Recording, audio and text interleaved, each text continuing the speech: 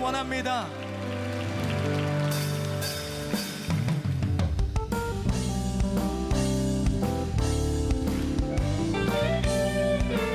예수 더 알기 원하네. 예수 더 알기 원하네. 크고도 넓은 은혜와 대속해 주신 사랑을 간절히 알기. 다시 한번. 예수 더 알기 원하네. 크고도 넓은 은혜와 대속해 주신 사랑을 간절히 알기 원해. 내 평생의 소원, 내 평생의 소원, 대속해 주신 사랑을 간절히 알기. 2절입니다. 성령이 스승되셔서 진리를 가르치시고 거룩한 뜻을 깨달아 예수를 알게 하네. 내 평생의 소원, 내 평생의 소원, 대속해 주신 사랑을 간절히 알. 성령의 감화 받아서, 성령의 감화 받아서 하나님 말씀 배우니 그 말씀 한절 우리 마음의 교훈이 되길 원합니다. 내 평생의 소원, 내 평생의 소원, 대속해 주신 사랑을 간절히 알. 다시 한번 우리 1절로 찬양합시다. 예수 더 알기 원하네. 크고도 넓은 은혜와 대속해 주신 사랑을. 다시 한번 1절로. 예수 더 알기 원하네. 예수 더 알기 원하네. 크고도 넓은 은혜와 대속해 주신 사랑을 간절히 알기 원해. 내 평생의 소원, 대속해 주신 사랑을 간절히. 여러분의 목소리로 내 평생의 소원, 내 평생의 소원, 대속해 주신 사랑을. 다시 한번 우리 목소리로 고백할까요? 내 평생의 소원, 내 평생의 소원, 내 평생의 소원, 대속해 주신 사랑을. 우리 마지막으로 다시 한번 목소리로 내 평생의 소원, 내 평생의 소원, 대속해 주신 사랑을 간절히 알기. 내 평생의 소원, 내 평생의 소원, 대속해 주신 사랑을 간절히 알기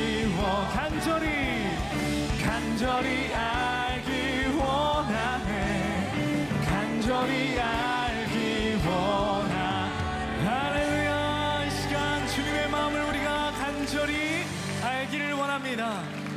우리가 다시 꿈꾸는 교회, 이제 마지막 시간 우리가 말씀 앞두고 있습니다. 우리 가능하시다면 다 자리에서 일어나셔서 찬양하며 주님의 보좌 앞으로 서시겠습니다.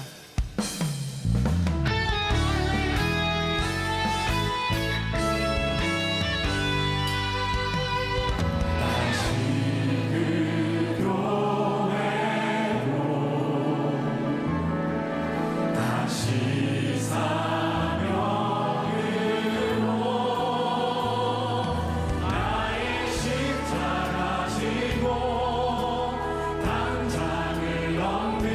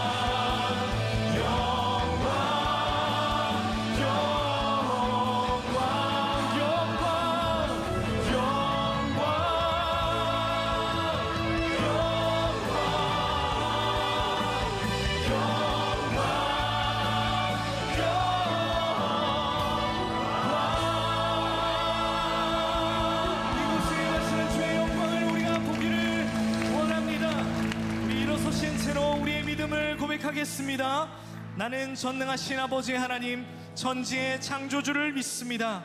나는 그의 유일하신 아들 우리 주 예수 그리스도를 믿습니다. 그는 성령으로 잉태되어 동정녀 마리아에게서 나시고 본디오 빌라도에게 고난을 받아 십자가에 못 박혀 죽으시고 장사된 지 사흘 만에 죽은 자 가운데서 다시 살아나셨으며 하늘에 오르시어 전능하신 아버지 하나님 우편에 앉아 계시다가 거기로부터 살아있는 자와 죽은 자를 심판하러 오십니다. 나는 성령을 믿으며 거룩한 공교회와 성도의 교제와 죄를 용서받는 것과 몸의 부활과 영생을 믿습니다. 아멘. 다 자리에 앉으시겠습니다. 우리가 성경을 보면 정말 많은 케이스들에서 예수님께서 내가 너희에게 진실로 이르노니 라고 얘기하고 있습니다. 그런데 재밌는 것은 아무도 그런 표현을 그 이후로도 그 전으로도 쓰지 않았다는 사실입니다. 이 사실은 첫 번째로는 예수님의 신적 권위를 나타내는 것이고요, 두 번째로는 예수님의 변함없으시고 진실하신 마음을 나타내는 것입니다.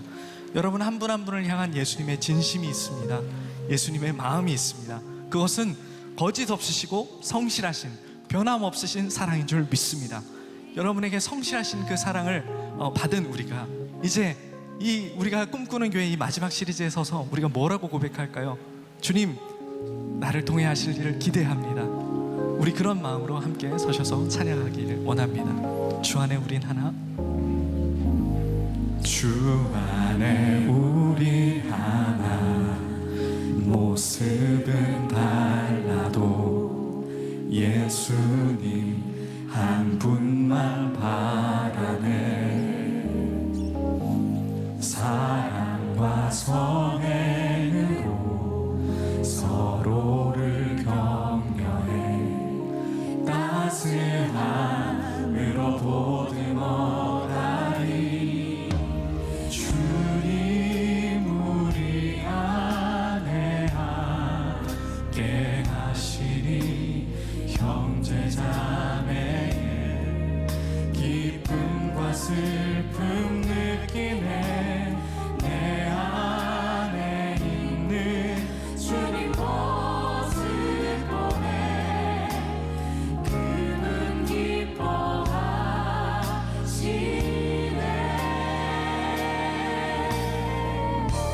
주님 우리를 통해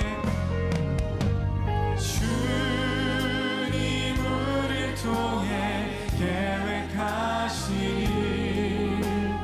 부족한 입술로 찬양하게 하시니. 주님 우리를 통해 계획하시니 너를 통해 하실 일 기대해. 주님 안에 우리는 하나, 주 안에 우리 하나, 모습은 달라도 예수님 한 분만 바라네.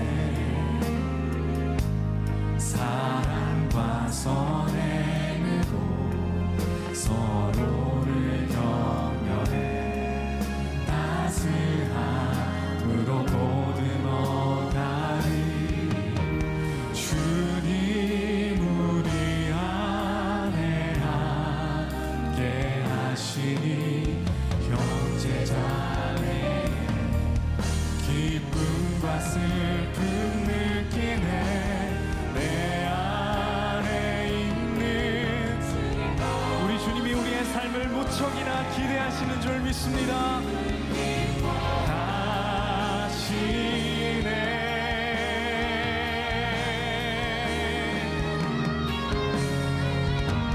주님 우리를 통해 계획하시니 부족한 입술로 찬양하게 하시니.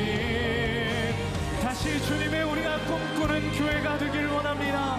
선한 능력의 사역, 믿음으로 일어날 일을 기대합니다.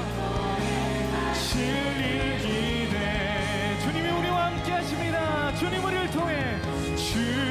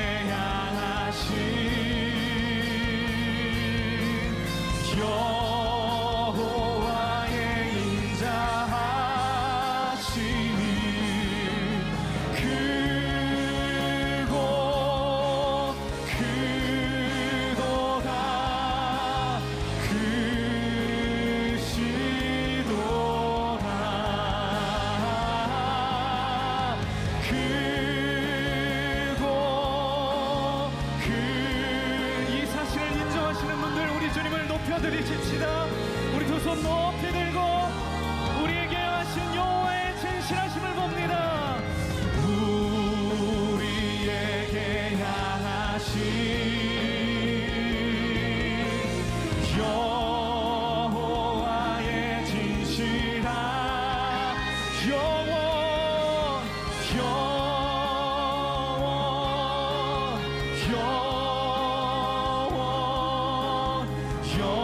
영원하시도다.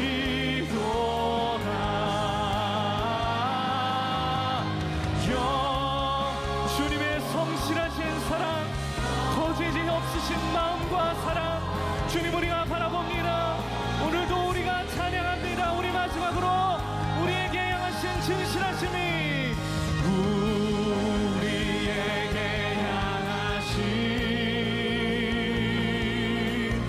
여호와의 진실한 영원 영원하시도. 할렐루야.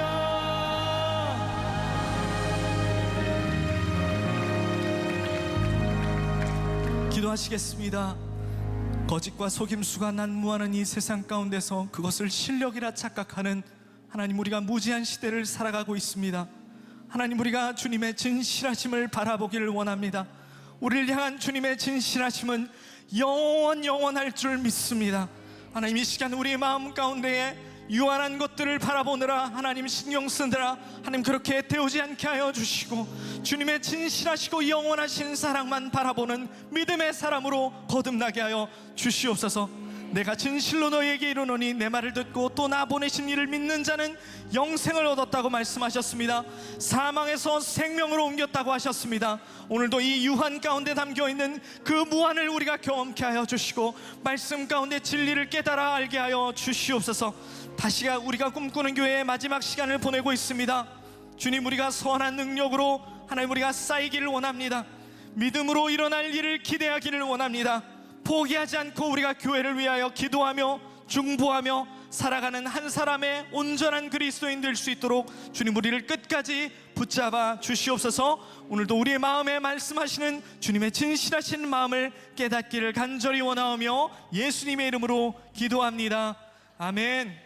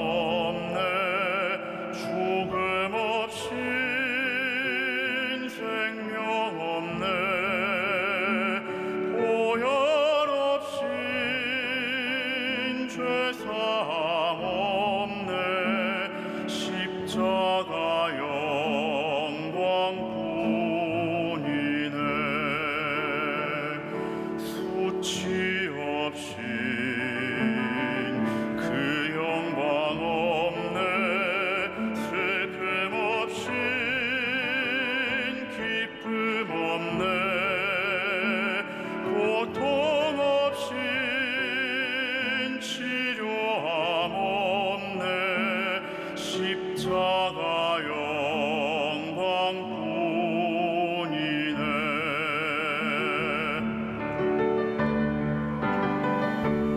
어린 양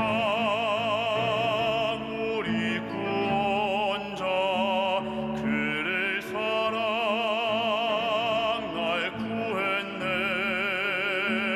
주의 눈물 우리 슬픔 씻겼네. 세상 위한 그 사랑 눈물 없인 평안함 없네. 죽음 없인 생명 없네. 보혈 없인 죄사함 없네. 십자가 영광뿐이네. 보혈 없인 죄사함 없네. 십자가 영광뿐이네. 십자가 영광뿐이네.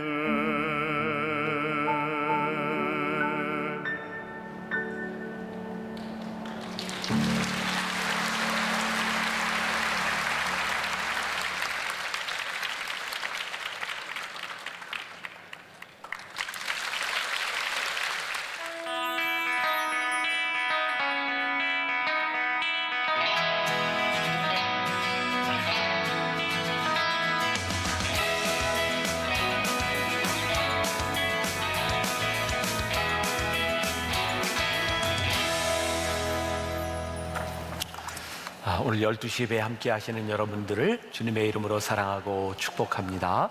자, 오늘 이제 우리가 다시 꿈꾸는 교회 마지막 말씀을 여러분들과 함께 나누도록 하겠습니다.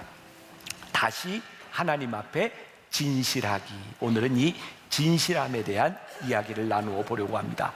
이건 또 저 개인적인 생각일 수 있어요. 어떤 교회와 어떤 크리스찬이 이 세상에 가장 영향력이 있을까?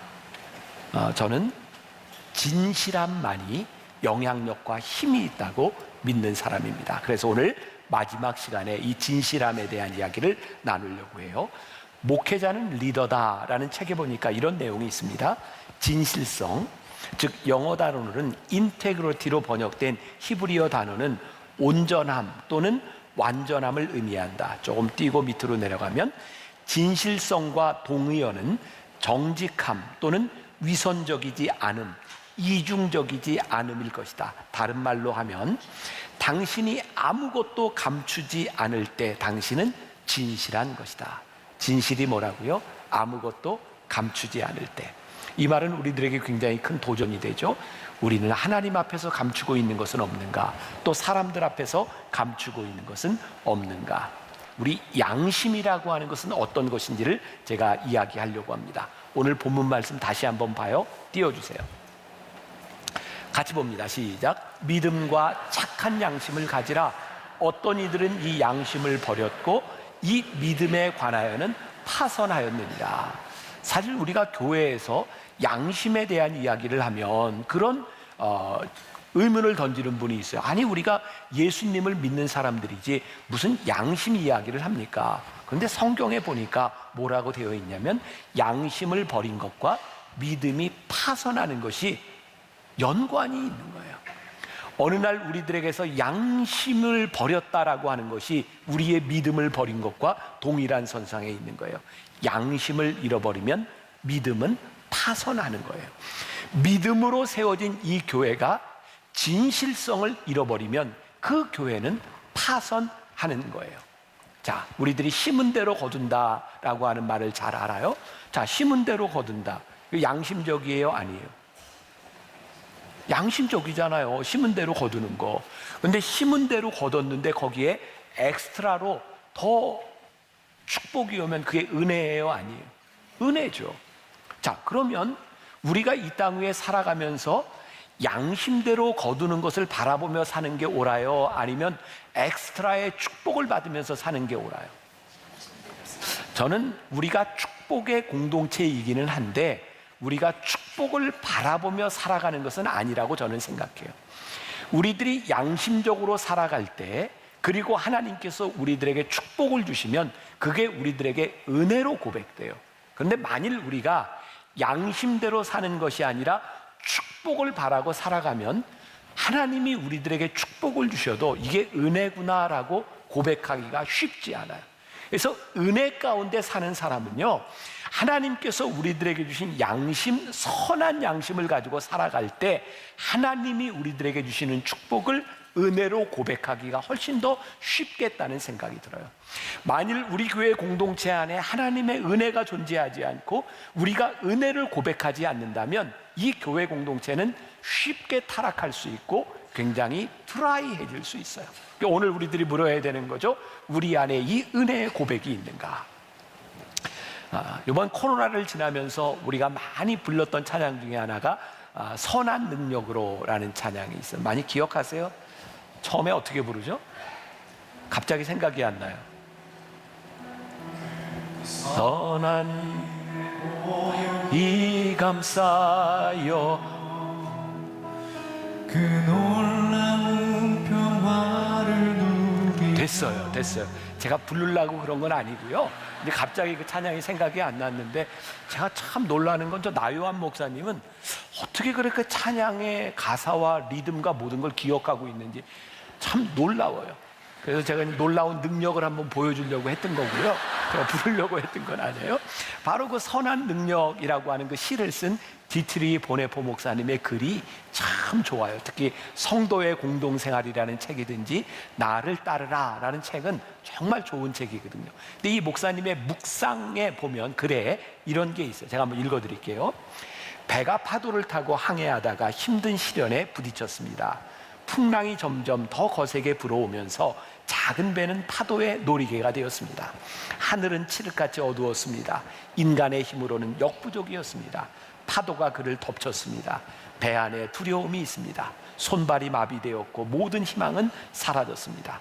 그때 하늘이 갈라지면서 천상의 무리가 승리를 외치는 듯한 큰 소리가 들려왔습니다.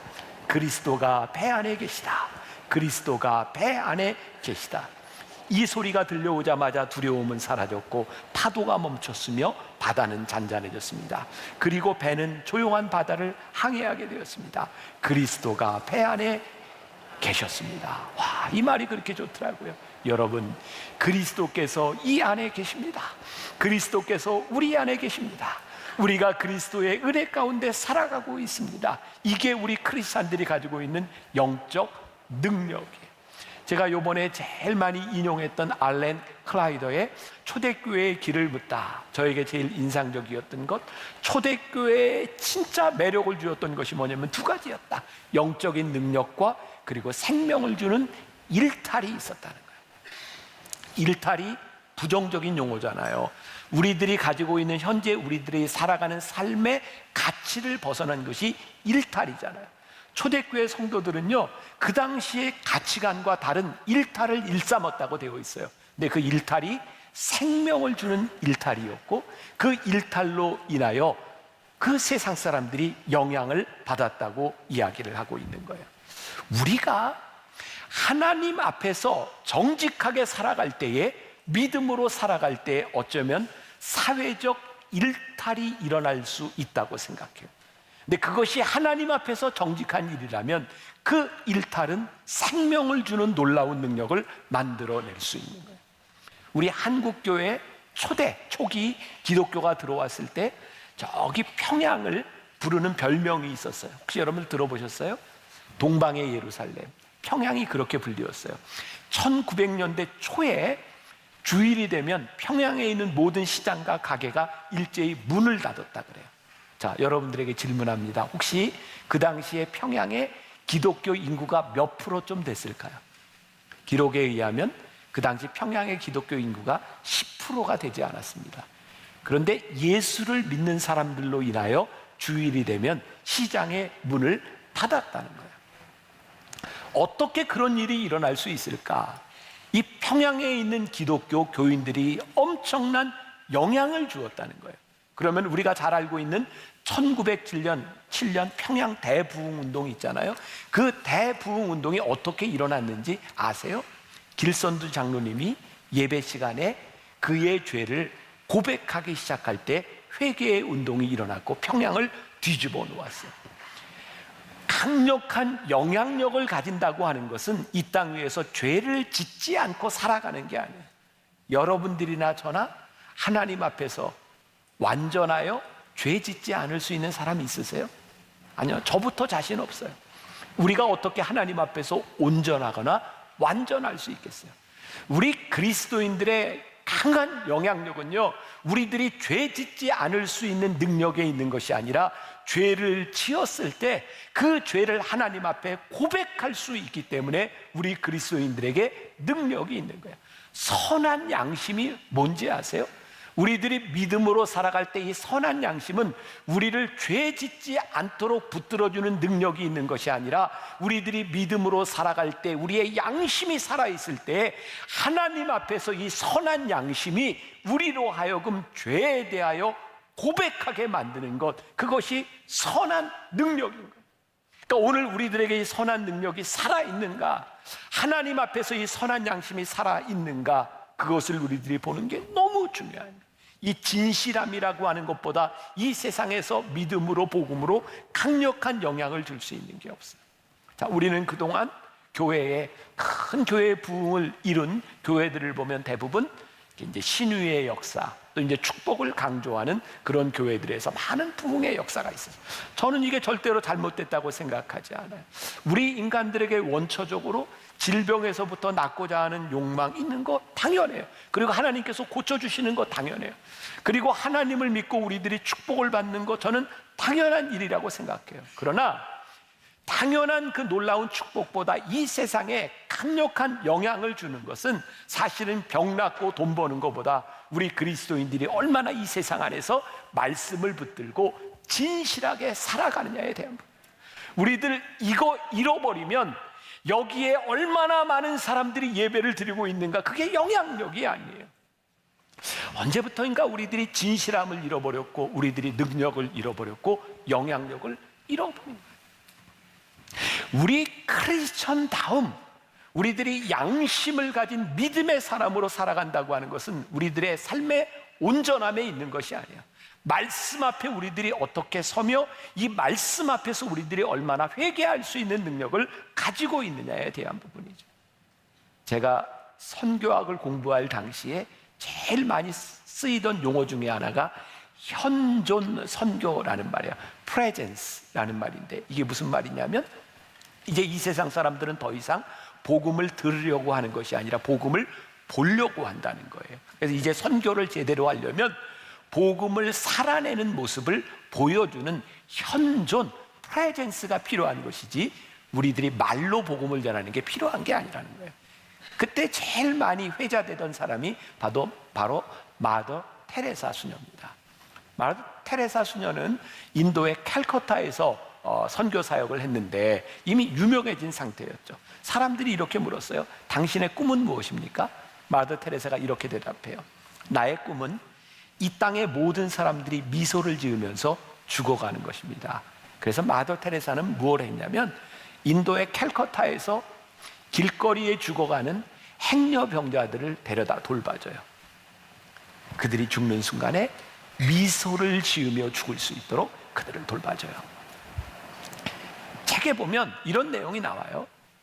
인도에 있는 사람들이 제일 경멸하는 사람 중에 누구냐면 선교사들이에요. 왜? 그 오랫동안 인도가 영국의 통치를 받으면서 선교사들이 끊임없이 들어왔는데 선교사들이 들어올 때 그들은 복음만 가지고 들어온 게 아니라 총과 칼을 가지고 소위 말하는 제국주의를 앞세우고 들어와요. 인도 사람들에게 복음을 전하는 선교사들이 그렇게 달갑지 않은 거예요. 그래서 그들은 이렇게 얘기합니다. 우리는 그들이 전하는 하나님을 믿지 않습니다. 그런데 이렇게 고백하는 거예요. 그런데 우리는 저 마더 테레사가 믿는 하나님을 우리는 믿습니다. 그들이 전하는 하나님을 믿지 않는 것, 그 하나님이 다를까요? 같은 하나님이에요. 그런데 우리들이 진실하게 이 땅 위에서 이 말씀을 살아내지 못하면 우리는 강력한 영향력을, 복음의 영향력을 나타낼 수 없는 거예요.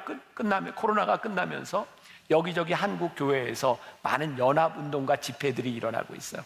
저는 사실 제 생각을 조금 교정했어요. 지금 이때에 우리 교회들이 이렇게 많이 모여서 집회를 할 때인가?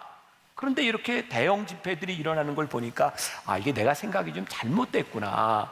이렇게 많은 사람들이 모여서 집회를 하면서 서로 격려가 되고 기독교인들이 서로 이렇게 취업하고 그런 장점이 있구나. 분명히 장점이 있다고 생각해요.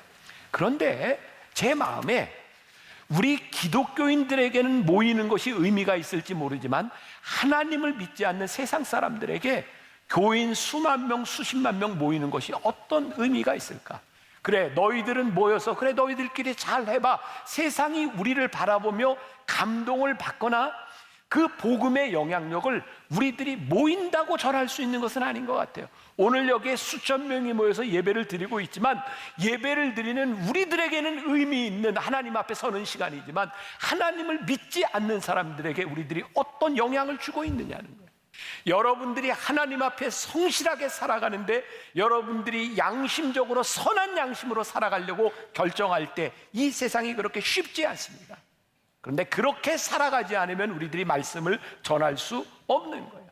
진실과 거짓, 우리들이 진실함으로 살아갈 때 그 안에 하나님이 계세요. 거짓으로 살아갈 때 그 안에 사단의 역사가 일어나고 있는 거예요. 양심을 버리고 진실하지 못하다고 하는 이야기는 우리들이 믿음도 버렸다는 거예요. 우리에게 믿음이 있다는 증거는 우리의 믿음 안에서 선한 양심이 작동하고 있다는 거예요. 언제부터인가 우리들에게 선한 양심이 작동하지 않는다? 우리들이 믿음을 버렸다는 증거. 디모데전서 4장 1절부터 2절 같이 봅니다. 자, 시작. 그러나 성령이 밝히 말씀하시기를 후일에 어떤 사람들이 믿음에서 떠나 미혹하는 영과 귀신의 가르침을 따르리라 하셨으니 자기 양심이 화인을 맞아서 외식함으로 거짓말하는 자들이니라. 양심에 화인을 맞았다. 이게 무슨 이야기예요?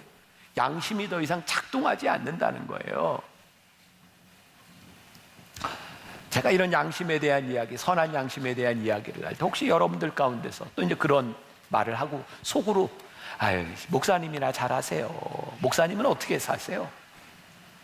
또 오늘 예배를 드리는 우리 공동체 안에서 너는 어떻게 사는데 그렇게 얘기할 사람이 있을 것 같아요.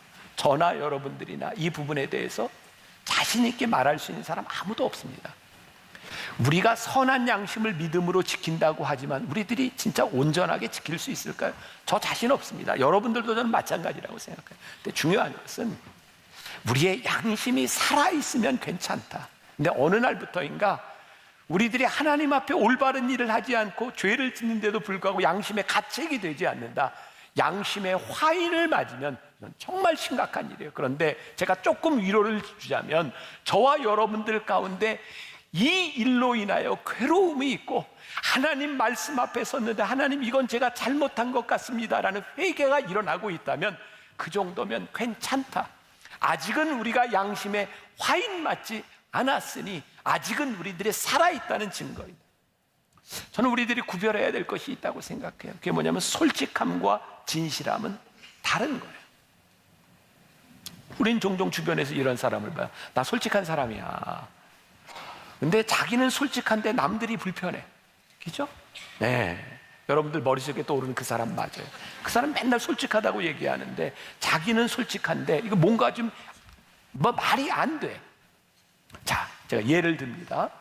이번 묵상팀에서 저에게 써준 글에 어떤 분이 얼마 전 5학년 아이들 논술 수업을 할 때 그 아이들이 공부에 대한 열의가 강하지만 국어가 살짝 약한 아이들이라 수업 중에 소리 나는 대로 읽어보기를 했대요.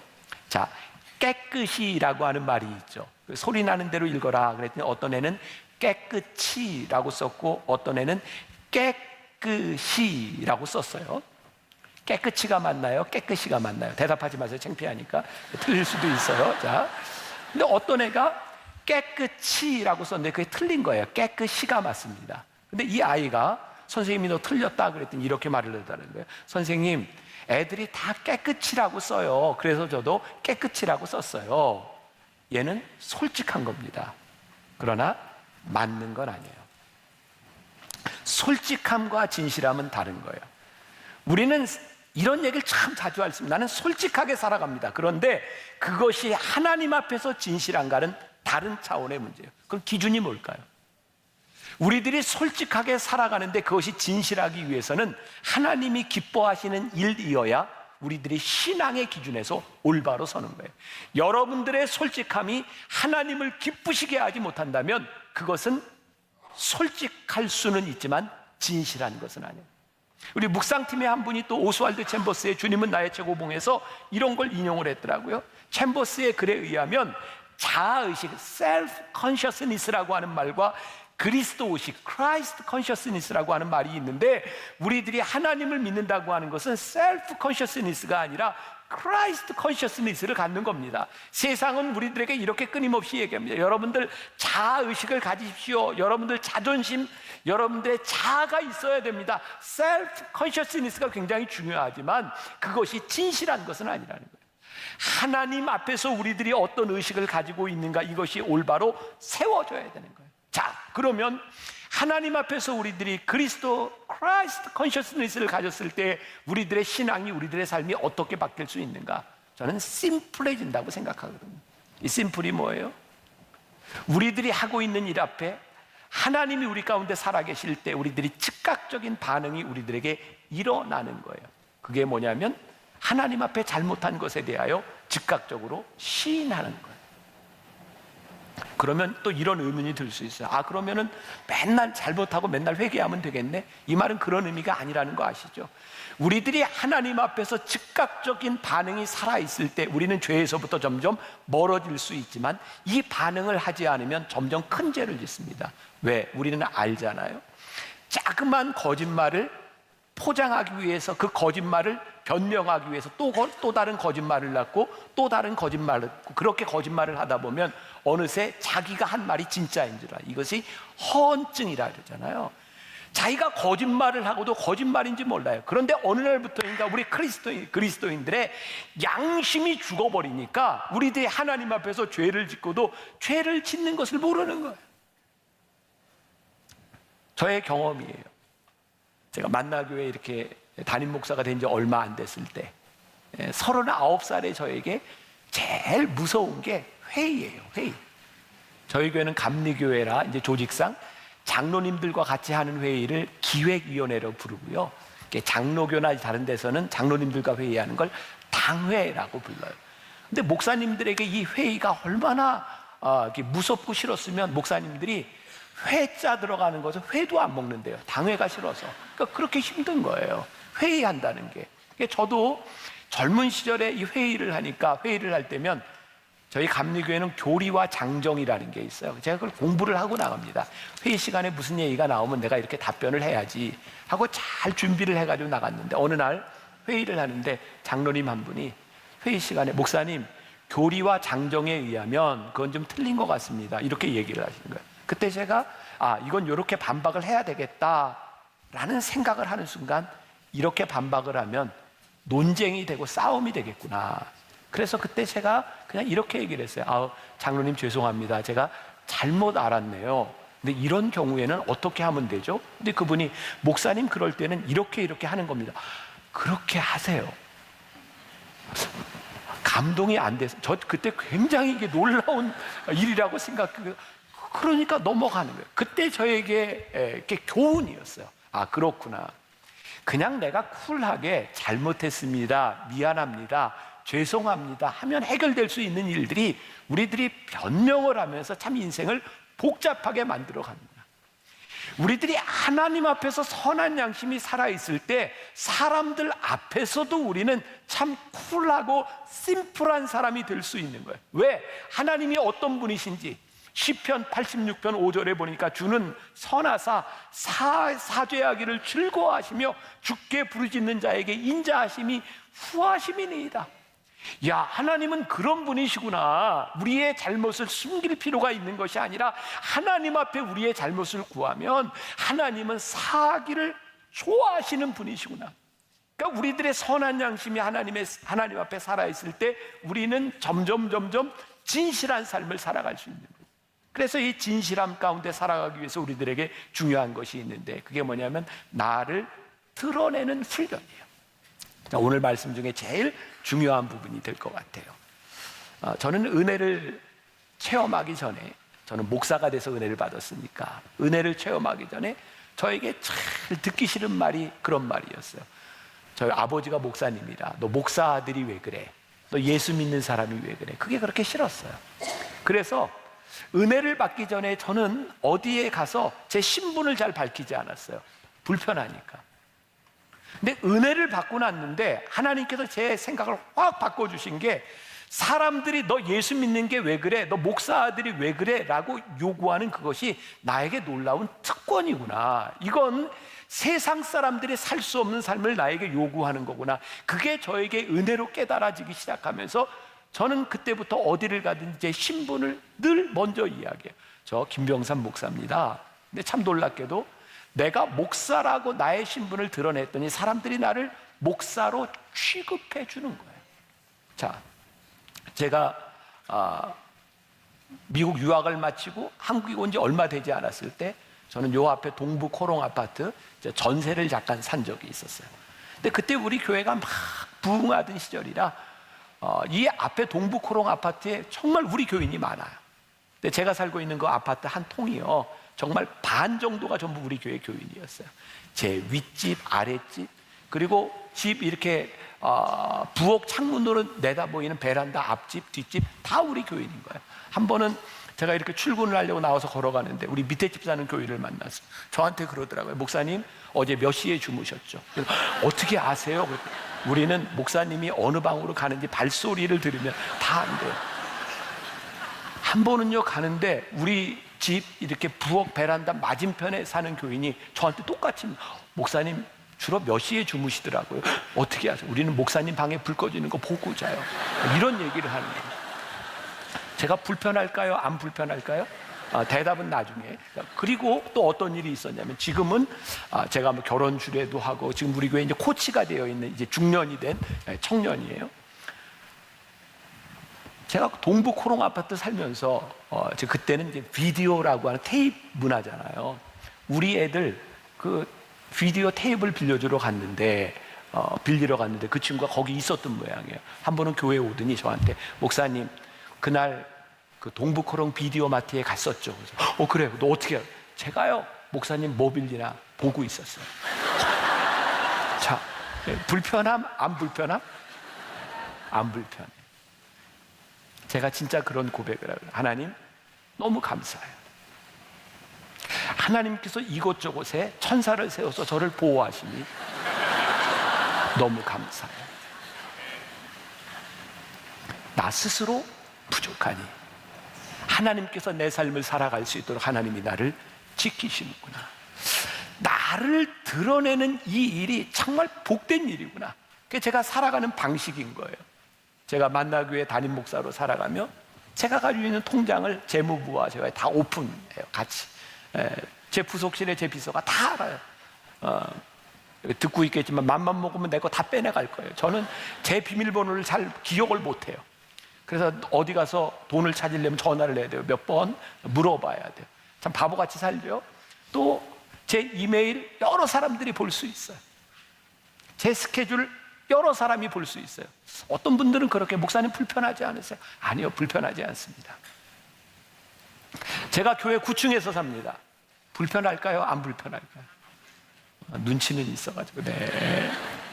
제가 9층에서 지금까지 사는데 저를 이렇게 처음 만나는 목사님들이 저에게 늘 묻는 게 있어요. 목사님 불편하지 않으세요?